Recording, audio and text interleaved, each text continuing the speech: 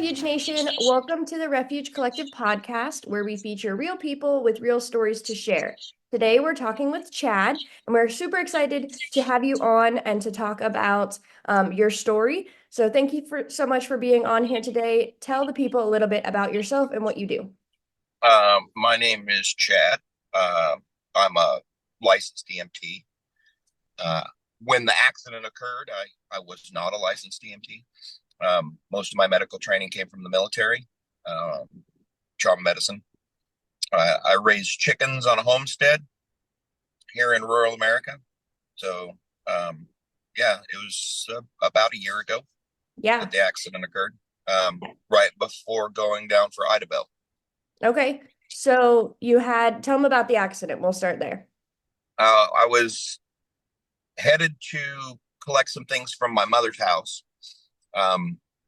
And as I was driving along, there was a car facing southbound on the northbound side of the road Yeah, in wrong the direction. in the ditch. A farmer had come out of his house that had happened right in front of his property. Wow.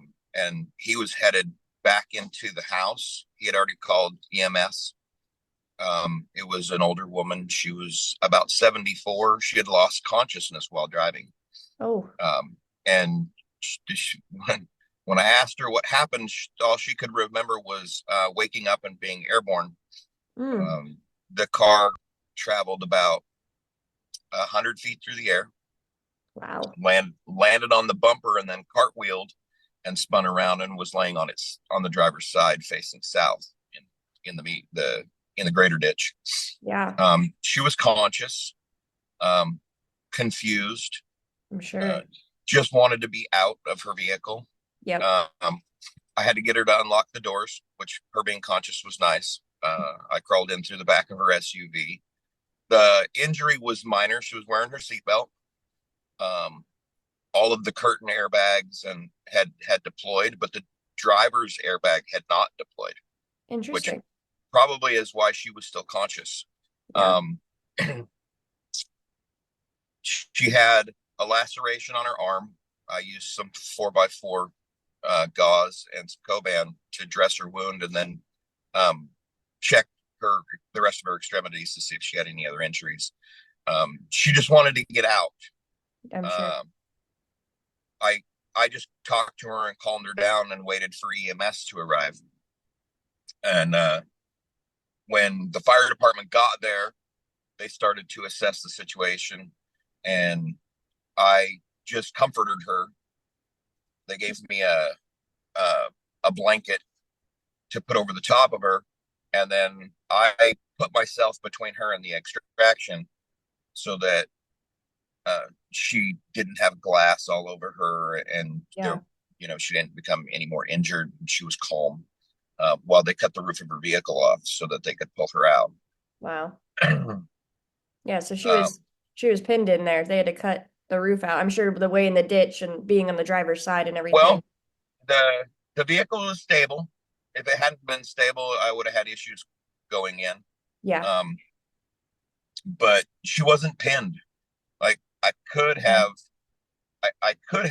put her seat down and got her to come out, but I didn't know the extent of her injuries, Yep. so I wasn't going to move her without a spine board. Yep. Once they got the roof cut open enough that they could remove her, they brought a spine board in, and we transferred her from the vehicle to the spine board, and then the local ambulance service did an assessment on her there, and then Yeah. transported her to the local hospital. So you So, said you used 4x4s um, and Coband. Was it a specific kit that you had like ready in your car?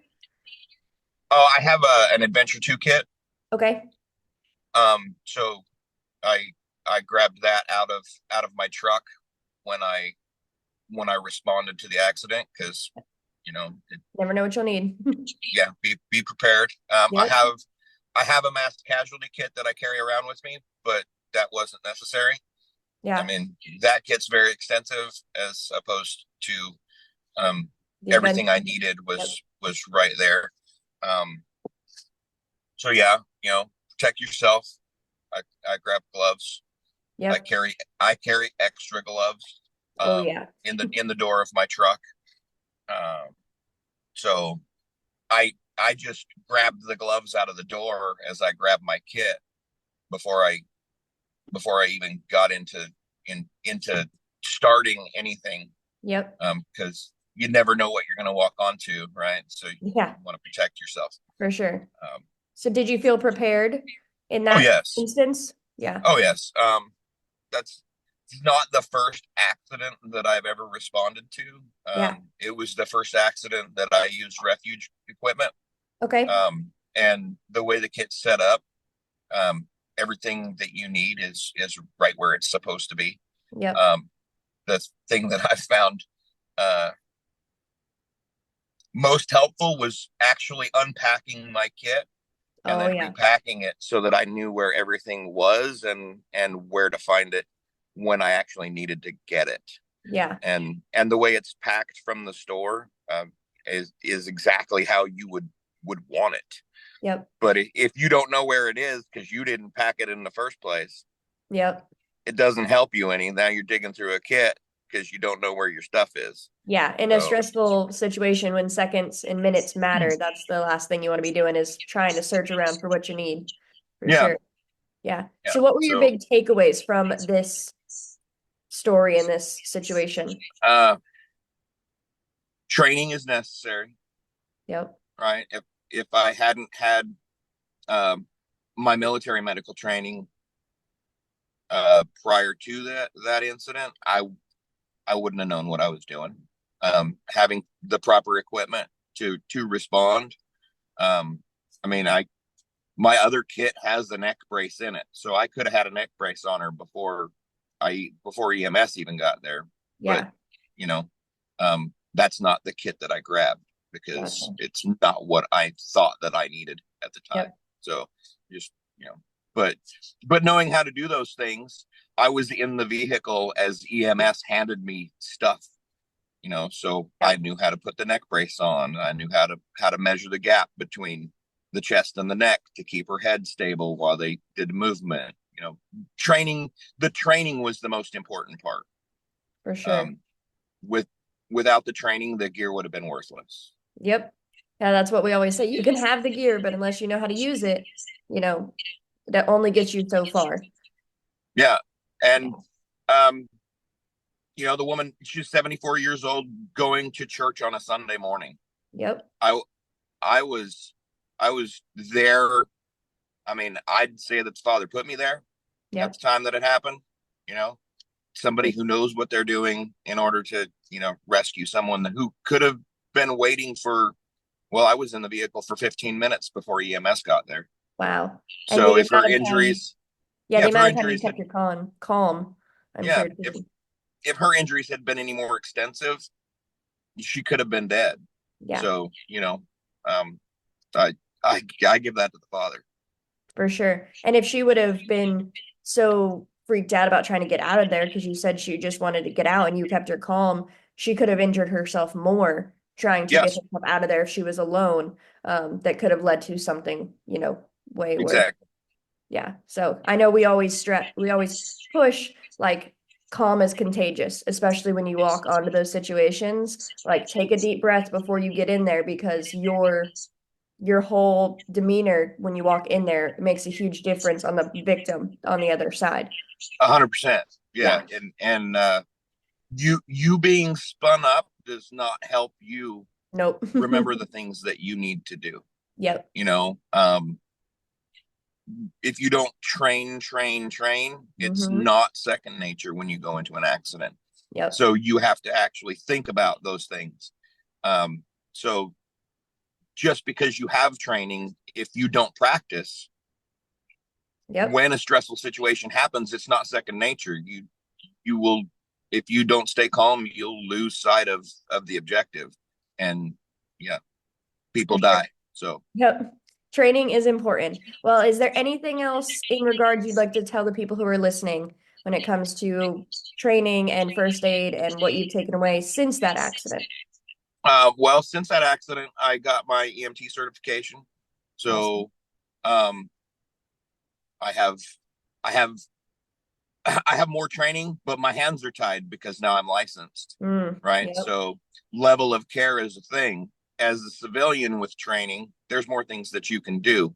If you're a licensed medical professional, uh, putting holes in people is not something that you can do unless you have the proper level of training. From the military, I could put holes in people, right? Because I had the training to Yeah. do it, and I could defend that in court, right? But I can't Yep. do that with the training that I have now. Mm. But training, Yep. go and get training, and then practice. You know, teach your children. My son has a boo boo kit that Yep. he carries in his pack for his scout stuff. Um, he he knows how to take care of wounds. He's 10. Yeah. Um, the person that saves your life might be your child. Train your Yep. family. You Yeah. know, so Yeah, that is huge. being That prepared. is, yep, Yeah, being prepared and making sure your kids are prepared. That's something that our family has definitely taught the kids because I don't want my kids to ever be put in that situation where they feel like they can't help yeah, and just watching somebody that they love and they're not able to help. So Slishman's teaching them how to use those tourniquets, teaching them how to not only put them on themselves, but to put them on somebody else. yeah, It's huge. And like in a car, like, do they know how to reach over and turn off the vehicle if mom or dad were to go unconscious? Like, yeah. what would they do in that situation? Do they know what you look like? Do they know the phone numbers to call? Do they know your address? Just these basic things that kids need to know, and they're never too young to know those things. No, My that they're 3 year not. old knows how to put on a Slishman, you know, Yeah, that's like cool. kids are kids, So so they're resilient so and they're smart. yeah. So when we prep, we usually, I mean, we as adults, we think about us, Yep. but we don't take into consideration that if I if I take if I take a shot in the chest, can my kid put a chest seal on? Yeah. You know, because I'm going to lose consciousness at some point when that pleural effusion gets to the point Yeah. where my lungs collapse. So yeah, I mean, teaching your kids how to do those things and how Huge. to stay calm. Yeah. You know, Calm is contagious for sure. yes. So Well, thank you so much for joining us and sharing your story with you're us. welcome. Thank you. Refuge Nation, we hope that you were inspired by our guest, Chad. And if you have a story that you'd like to tell us, we want to hear from you. Reach out to media@refugemedical.com. And thanks so much for listening, and always stay prepared.